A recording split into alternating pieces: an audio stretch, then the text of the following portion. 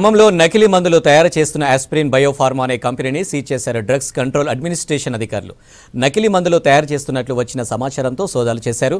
28 బ్యాగుల్లో నిల్వ ఉంచిన 9 క్వింటాల 35 కిలోల మెటీరియల్తో సహా 4,35,00,000 విలువైన నకిలీ మందులు పట్టుకున్నారు. కంపెనీని సీజ్ చేసి పోలీసులకు ఫిర్యాదు చేశారు అధికారులు.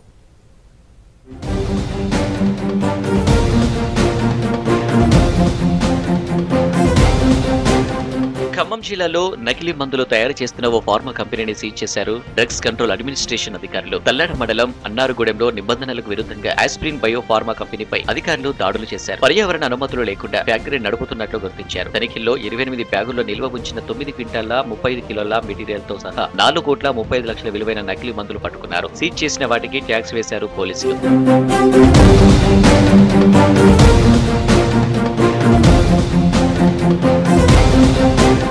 హైదరాబాద్ లో సతీష్ రెడ్డి అనే వ్యక్తికి చెందిన కంపెనీలో ఇప్పటికే దాదాపు 5 కోట్ల మెటీరియల్ స్వాధీనం చేసుకున్నారు అధికారులు. తర్వాత ఫార్మా కంపెనీని సీజ్ చేసి తల్లాడ పోలీస్ స్టేషన్ లో ఫిర్యాదు చేశారు డ్రగ్ కంట్రోల్ అధికారులు. ఫార్మా కంపెనీ నిర్వాహకులు సతీష్ రెడ్డి, ఉపేందర్ రెడ్డిలు పరారీలో ఉన్నారు. నిందితుల కోసం ప్రత్యేక బృందాలు ఏర్పాటు చేసి గాలిస్తున్నారు.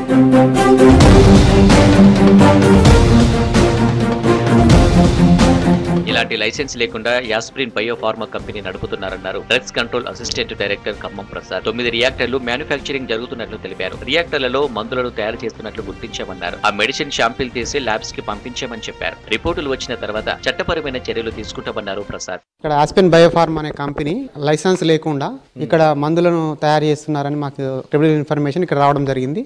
వచ్చినప్పుడు ఇక్కడ 9 రియాక్టర్లు ఏపీఐ మ్యానుఫ్యాక్చరింగ్ జరుగుతున్నట్టు గమనించడం జరిగినది. దానిలో ఈ సతీష్ రెడ్డి అనే అతను మెయిన్ అక్యూజ్డ్గా ఉన్నట్టు మాకు తెలిసింది. తర్వాత ఉపేందర్ రెడ్డి అనే అతను వాళ్ళ కజిన్ కూడా వీళ్ళకు సపోర్ట్ చేస్తున్నారని వాళ్ళ ఎంప్లాయీ చెప్పడం జరిగింది. తర్వాత 9 రియాక్టర్లతో 2 రియాక్టర్లు రన్నింగ్లో ఉన్నాయి. దానిలో ఏమి తయారు చేస్తున్నారని మేము ప్రశ్నించగా అందులో 2 రకాల మందులను తయారు చేస్తున్నట్టు వాళ్ళు తెలపడం జరిగింది. వాటిని మందులను నిర్ధారించుకున్న తర్వాత వాటి శాంపుల్ తీసి పోలీసు వాళ్ళను మా డ్రగ్ డిపార్ట్మెంట్ కూడా శాంపుల్ తీసి ల్యాబ్కు పంపడం జరిగింది.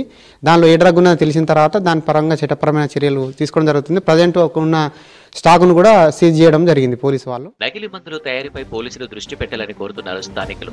ఎక్కడో దూరంగా కాకుండా సిటీల్లోనే విచ్చలవిడిగా ఫేక్ మెడిసిన్స్ తయారు చేస్తుంటే పోలీసులు ఏం చేశారని ప్రశ్నిస్తున్నారు. మరోసారి ఇలాంటి ఘటనలు జరగకుండా జాగ్రత్త పడాలంటున్నారు జనం.